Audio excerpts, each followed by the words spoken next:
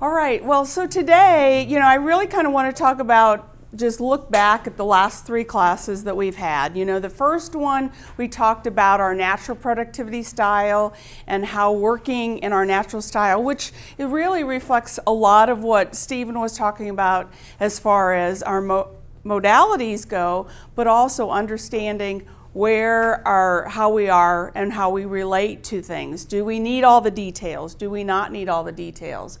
That all really affects us how we are. And then the second time we talked about procrastination and all the interruptions that we have and some ways that we can get around that.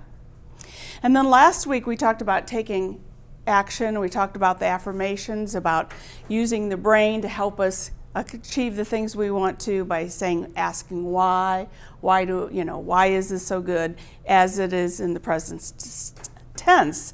So today we're going to talk about time a little bit, and we're going to talk about being organized. So there are a couple myths about which way. Yes. So there are a couple myths that really are around being organized. And one of them is that we just don't have enough time, right? So who feels like they just don't have enough time to take the time to get organized? Has everybody ever felt that way before? Yeah, we all do. Okay, I don't have time to do that, but I know I need to do it. So that's really definitely one of the things that we tend to do. And then the other myth is that I wasn't born to be organized. Some people are born to be that way. I'm not born to be that way. Well, and I want to say that part of that does come more natural to some people than it does. For people who are probably the sequential type people, they're going to tend to be, that's going to be easier for them, but it's not something that you can't learn. It's really just putting it in the matter and learn it the way you need to learn it, and to put the things in place that will help you, versus doing it because somebody else told you to do it this way. You really want to find the way that's going to work for you and that's going to feel comfortable with you and that you're going to accomplish. So, and then the next thing is, does this really even matter to me? If it doesn't matter to you, and it's just a problem for someone else, then that's, one thing. But when you really need to understand the importance of it. So for us to really want to take the time to get organized, take that time, because our time is so precious, or to learn to get better skills at it, it's got to be important. So we either have to say yes to it or we have to say no to it, and it really will make the difference. So I have a question. So does anybody know what their time is worth? You don't know? That's a great question. I've taken a guess. So what is your time worth? Well, for the kind of work that I do, if I've had somebody question it, I always tell them $20 an hour. Okay. So you think you're worth $20 an hour? What I do is worth, not me. Well, I'm asking you what your time is worth. What my time is worth, it's a lot more than that. Okay. For the job that I do, it's different. Okay. So let me put you in does anybody else have an idea of what their time might be worth? And it's going to be, yeah. Do you separate your work time from your free time? Free time, but your supposedly off time? Or, I don't think it's what you value that you place on yourself.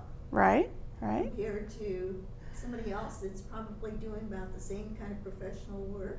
Right. But at the same time, it's more than what you're getting. Okay. All right. Stephen. I love that question, and I don't have an answer for it, but I'm thinking, what I'm not thinking about is money. I'm thinking about it in a different framework, and I'm kind of thinking that it's all we have. Right.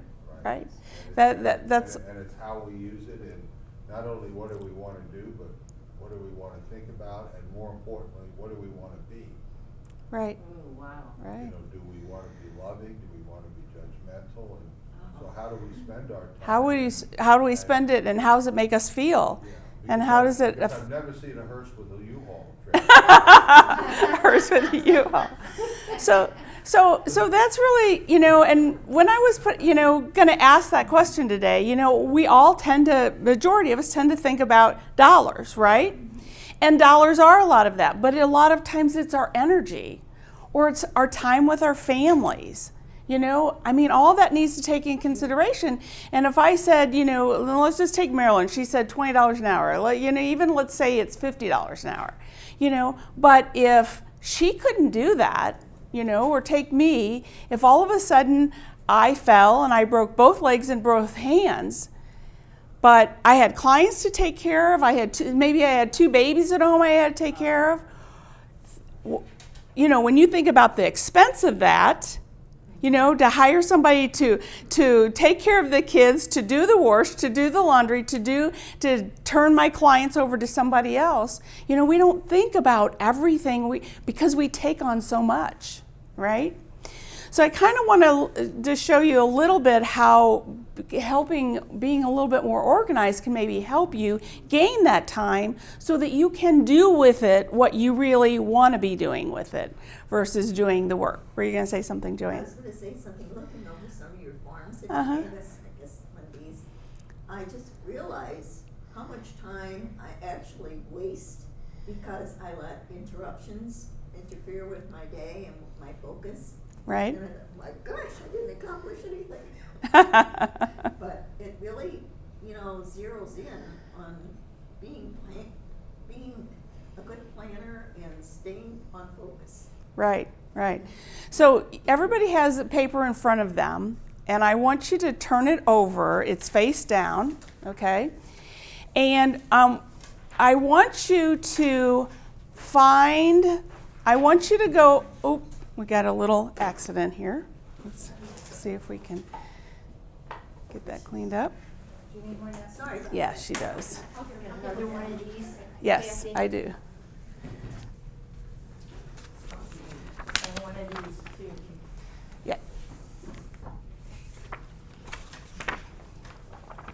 There we go. Okay. So I want you to find the capital letters, and I want you to find the A, cross through it, the B, and in sequential order, I want you to just to cross through the capital letters, okay? They have to be sequential. Yes, sequential.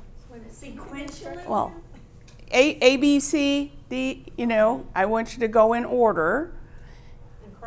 And cross them out, and they need to be the capital letters. In sequential order. Mm-hmm.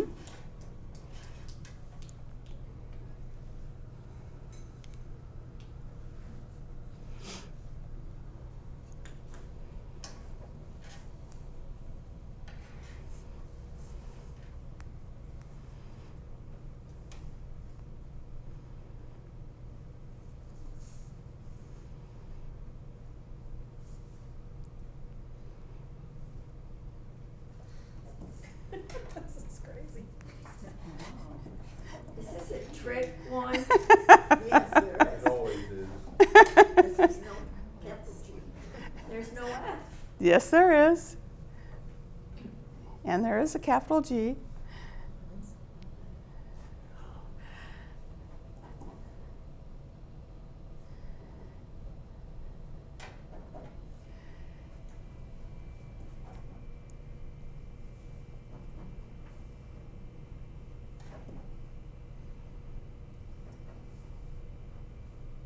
Julie's really doing some rock making over there. And you're having fun just turning the paper, aren't you? I can see.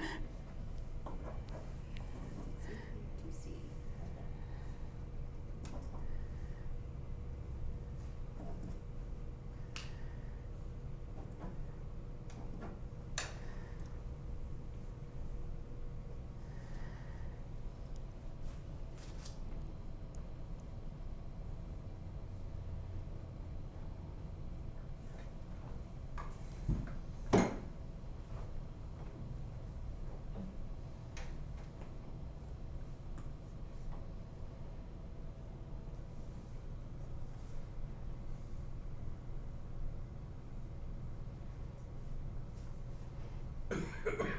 Okay, even if you're not finished, let's go ahead and go to turn the page. Okay, and now I want you to do the same thing. I want you to find, in order, I want you to find the capital letters and X them out.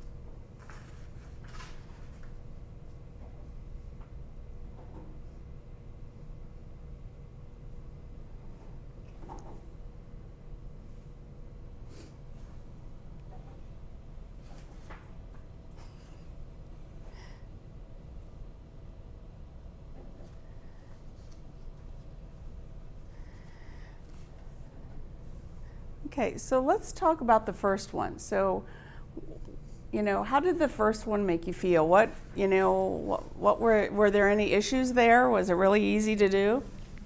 Sometimes intention.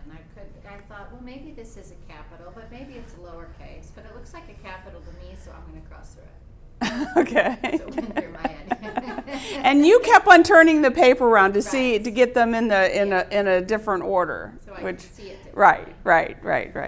Anything else you thought about it? Different kind of font. The different kind of fonts made it harder. Size and font. The size and the font. Okay. So the next one, everybody got that done in a lot less time, right? So why do you think, what made it easier for you to get that They're done? all the same size. All the letters were the same size. Same font. Yeah, Okay. Standardized. and they were more what we were expecting to see. Okay. More of the expectation. And they were all in, actually, and I noticed this right away, is they were all in the same place as they were on this page. Okay. Same All right. size. Okay. Okay, so I want you to turn the page and we're going to do it again. Okay. It's easy. It's Okay. easy. So go through those.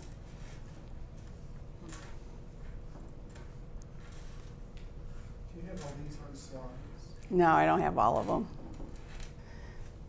I guess that would be a good thing to do. I guess it would have been for this. I could hold it up or something. We could hold it up.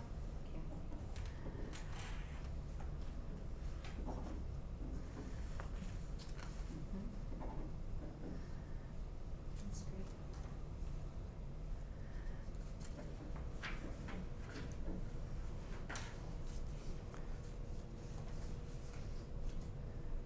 You have to do it on the bottom too. Huh? No, we're just going to do the capitals. I have time to do them both.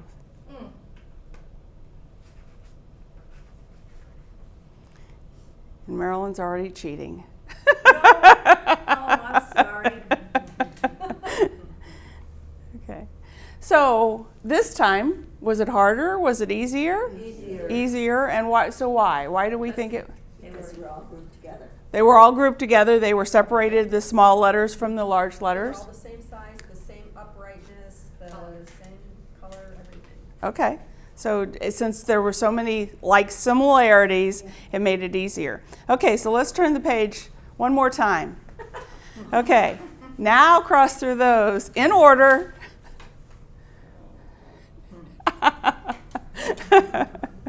Okay, and see how fast it. So anything that you got from just that exercise we just did? If it's all organized in a certain way, it'll get done a lot faster. Okay. I view all these different things as interruptions to your brain. And Right. your brain has to differentiate all the things, and therefore it takes more time to do it. Right. When things are all scattered out, Yeah. different. I live in this world. You live in that. Was that a good world for you? I like it. actually. You did that. But when you don't have a plan, every path gets you there. When you don't have a plan. Well, that might be true, but you don't always get there quite as fast, right? Yeah, So, I found this one just to be like stressful and straining. Right. as compared to the other ones. right. So the whole idea, the whole thought around it is that, just think about the time from doing that very first one and what it took you to do that last one. And not that we can make all of everything we do that simplified, to go from scattered craziness to a straight line of letters. But the more we can organize things, the more we can have some set procedures on what to do and how to get there. It's going to save us time. And then if we take our time and what is it worth, and that's going to mean something different to everybody, it really then makes it a little bit easier for us to say, maybe it is time for me to take the time to do what I need to do. So let's talk about getting organized a little bit and removing the clutter that is in our life. We have a lot of clutter, and we have a lot of clutter in a lot of different ways. So we have what most people think of as physical clutter, the stuff, the papers, all the stuff around us, right? We have that stuff that's talking to us and carrying on around us. Physical paper. So how many have ever heard the thought that out of sight, out of mind, or might feel that way? If it's out of sight, it's out of mind, they're going to forget about it. They got to have it out in front of them. Is by, we've heard that. Well, I want to tell you that also the opposite is true. In sight, in mind. So when we take something, and I take this and I set it over the side of my desk and I say, I'll work on that later, my mind is going to constantly be trying to remind myself that I did that. And then I'm going to lay something else over, and then something else over, and then I have this pile and that pile and 3 or 4 stacks. So what happens is it's talking to us. Subconsciously, it's talking to us. Don't forget about me, don't forget about me. And so it's taking a lot of our energy, So there are kind of 4 different types of people. There are the people who stack, okay? There are people who spread their stuff around.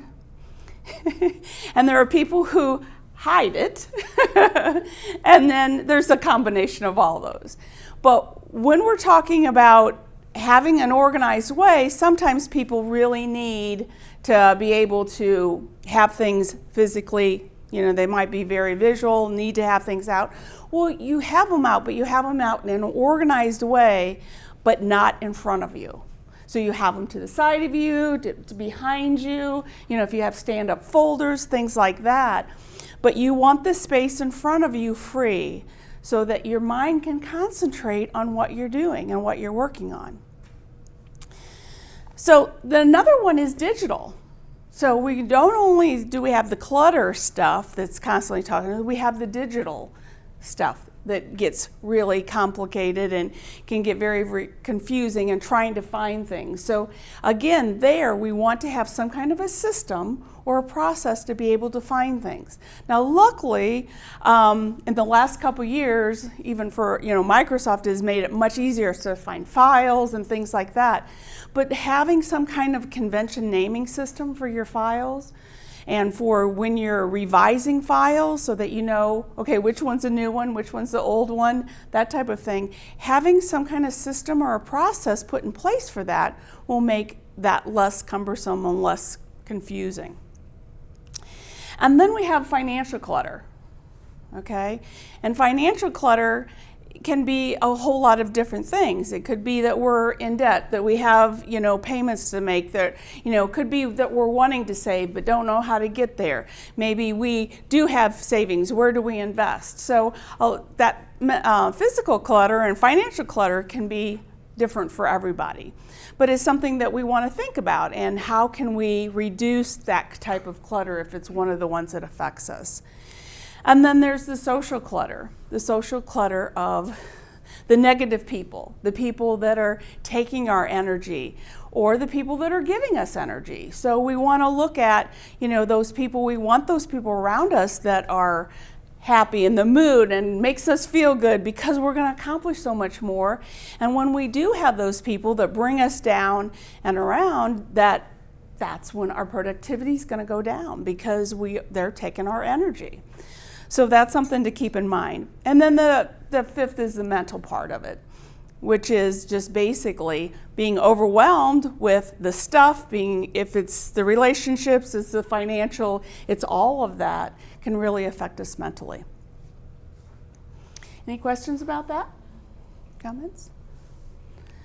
Okay. Oop.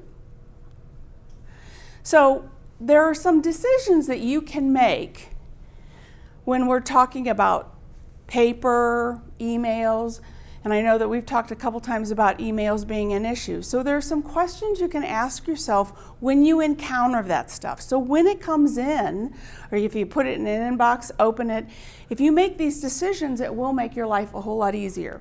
And the first one is to discard it or shred it. So does everybody understand the word discard? Okay. But you know what? That's the hardest of all, is discarding it, So there are some questions you can ask yourself when you're trying to decide if, is it something that I use all the time? Do I need it for tax or legal reasons? But it really comes down to one question. What's the worst thing going to happen if I don't have it? And for Rhonda to answer that, or Judy to answer it, could be totally the same piece of paper, the same item, but it's going to have one effect on one person's going to say, oh, I don't care. I don't need it. And somebody else can say, oh my gosh, my life would be crazy without it. And a lot of times we attach our things to things because of emotions more than whatever reason that we have them. And I was working with a client about a year and a half ago, and we got talking, and she goes, well, I guess if I had a fire, what would I do? Because she was trying to declutter her world. And I said, well, and it made me think about in 1982, everybody from St. Louis, we had the flood of 1982, December 5th. I will tell you, I know that day very well. And I lived in Times Beach at the time. And my husband said, I was going to go Christmas shopping that day, and that's the time we had to go to Illinois to go Christmas shopping. We couldn't shop on Sundays in Missouri at that time. And he goes, I don't think you better go. The river's gonna, you're probably not going to be able to get it back in, because sometimes the one lower road would flood out a little bit. Well, as the day progressed, he finally said, I think we need to leave and go to my mom's, because we're not going to get to go to work the next day, right? So we go to his mom's, pick a few things up off the floor, but, didn't think much about it.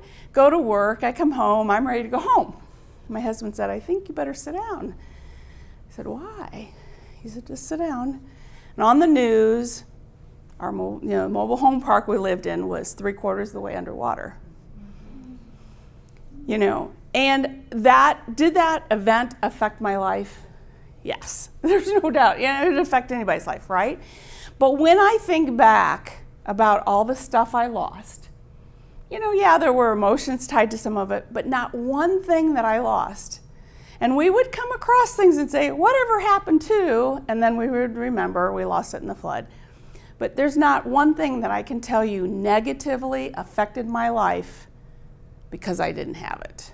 So sometimes we attach ourselves to things more on an emotional level than really on a need level. So, yes, it broke my heart on a few things, but, it's not really, it didn't make a difference in my life moving forward one way or the other. Wow, that's good to know. So we're going to discard it if we can discard it, right? If you can't discard it, can you delegate it? Can you delegate it to somebody else? Can you forward it to somebody else? When we're looking at email, start thinking about those emails that you don't really no longer need, that maybe you've signed up for a subscription, maybe I don't need that anymore, or that you can route it into someplace where it's not landing into your inbox. And then the next question is, do it. 2 minutes or less, just do it. So we've got a piece of paper, we can't discard it, we need to keep it, or an email, we can't delegate it to somebody else. It's going to take us 2 minutes or less, we just do it. If it's going to take longer than that, then we want to kind of put it into an action pile. But if we can do it, no other action, just do it. Gets it done, over with, instead of having to re-look at it again. And then the fourth one is, does it just need to be filed? Does it just need to be put someplace? Does it just need to go to its home? You know? And then the last is define for action. So if we can't delete it, if we can't delegate it, if we can't just do it, and it doesn't need to be filed, some kind of action needs to happen to it. So we need to define the action, right? So when are we going to do it? So we're going to look at our calendar, look at the due date. When am I going to do it? Put on my to-do list for approximate time. How long is it going to take me? Because it usually takes us 1.5 to 3 times longer to do something than we anticipate. So how long will it take me? I hate that statistic. And then, do I need to put it on my calendar? And my rule of thumb is, if it's going to take me longer than an hour, it needs to be on my calendar. It needs to be part of my time planning. Okay? Or if I delegate it, Yes? then I try and assign a deadline and I put Yes. that on my calendar. Awesome. That way it frees my mind of worrying about everybody else's work. Right, right. And that's really important. I'm glad we're going to talk about delegation next week, but always put a deadline on it. When you're asking somebody, even if it's not a hard, fast deadline, put a deadline. I was probably really guilty of that. I would hand something to the gal in my office and say, here, do this when you have time. And 3 days later, I'm wondering why it's not back on my desk, And, well, I told her when she had time. Well, she was never going to have time because something else was always more important, right? So, yeah, so always putting a deadline. It can be moved, it can be changed, but at least you have a goal to look forward to. If we just say, okay, I'm going to do it, and don't attach any timeline to it, then why even put it on the list? So there's has anybody ever used a tickler file before? So, okay. So 4 of you? Okay. Do you still use it? I was just realizing when Every I saw day? this, Okay. I used it on my computer. I have a tickler file. Like I have certain pages but I don't call them. I was just thinking I could actually create a folder with little tickler files on my desktop that I didn't even think of. Oh, I have okay. that there too. You what? I have that there too for emails that go in different categories. Okay. From Well, I'm clients actually thinking or more like a vendors. to-do list. Like, okay, here's my March to-dos, and here's Uh-huh. my February to-dos, and here's. Mm-hmm. I have that too. Mm-hmm. Yeah. Okay. List. So do you currently use one?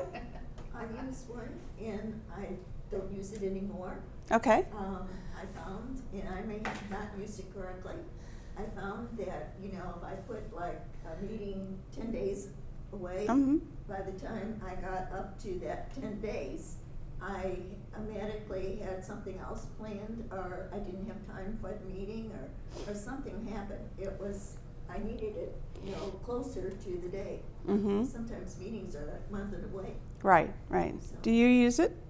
Not a tickler file, I use Okay. Outlook, Okay. but I put the routine stuff on the bottom, and the stuff that I really have to work on the top.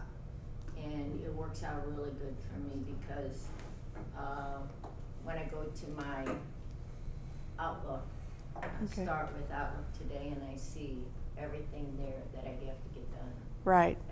Well, a tickler file, was really, really helpful when we had a lot of paper and we're kind of going less paper. But what I will do is I will put the event or the task on my to-do list or whatever, and then I will place it, when I think I'm going to work on it. So I'm going to work on it on Friday. And as you said, Joanne, think about, okay, when do I need to look at this again? Like if I'm going to go to a seminar, I'll put it a day or two before so it triggers remember, it's on my calendar, but then all the event details and everything are there.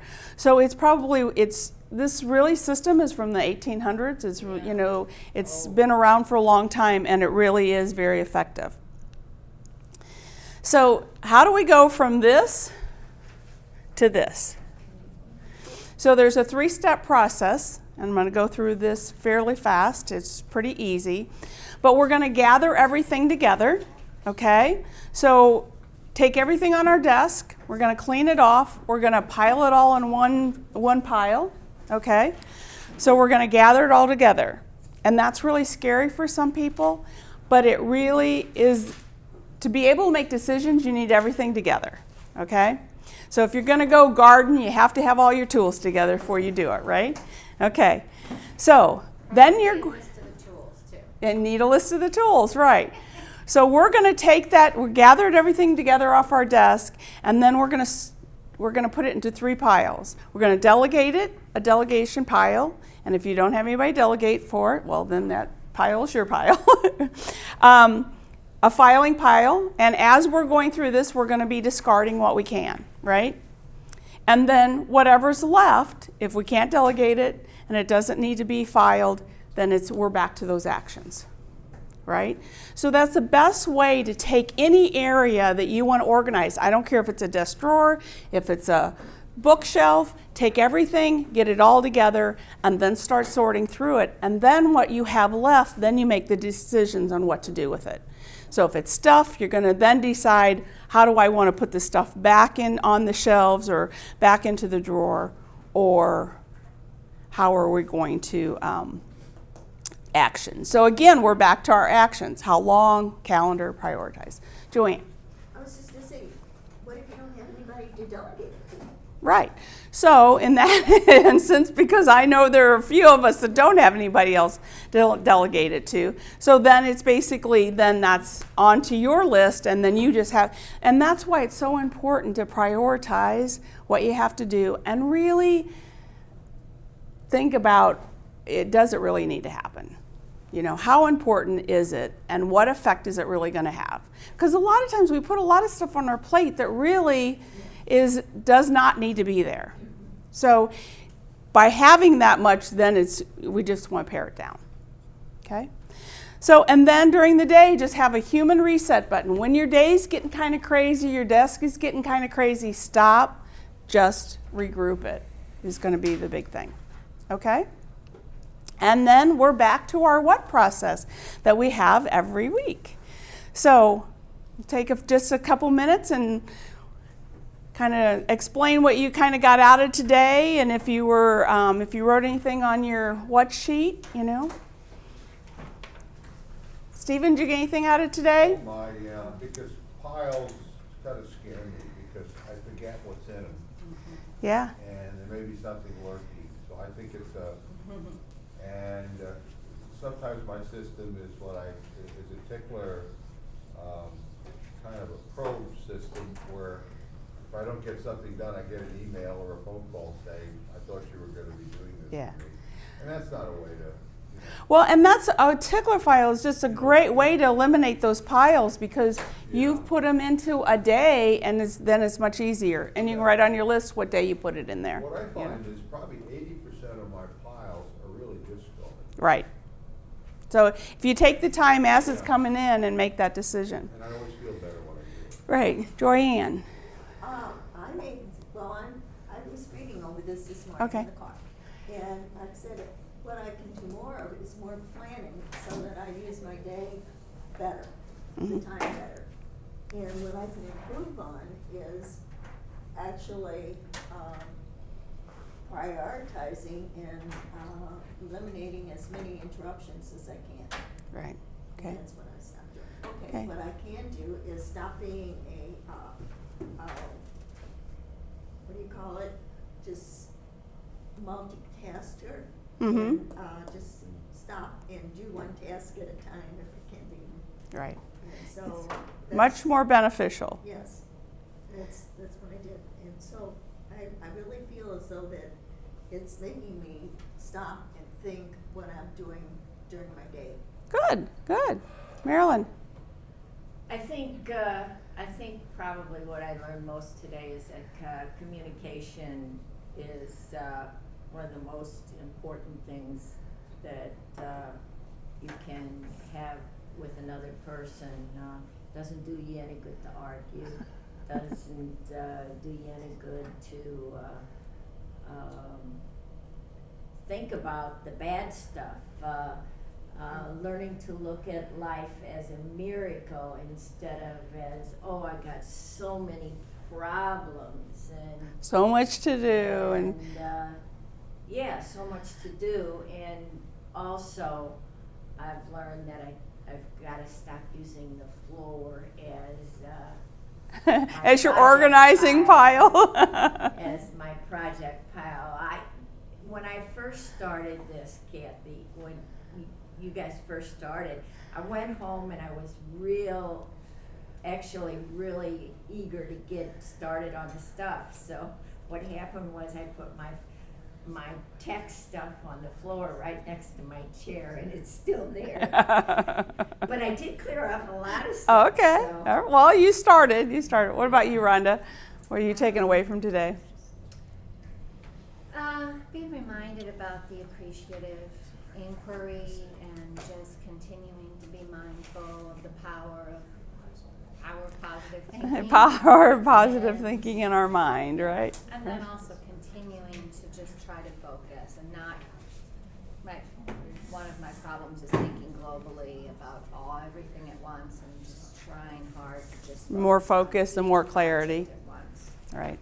And, yesterday, some of us were in a meeting, and Bill, who's not here today, also, he brought something up that he says to his clients, and I really took it to heart yesterday when he said that, we don't have enough time to do it all. So just give it up and say, okay, we don't. So this is how much time I have. What am I going to do with it? Versus I just, trying to get caught up, because we're never going to be caught up. Our inbox is always going to be full the day we die. There's always going to be things left for us to do. So, okay, well, thank you, and we'll see you next week.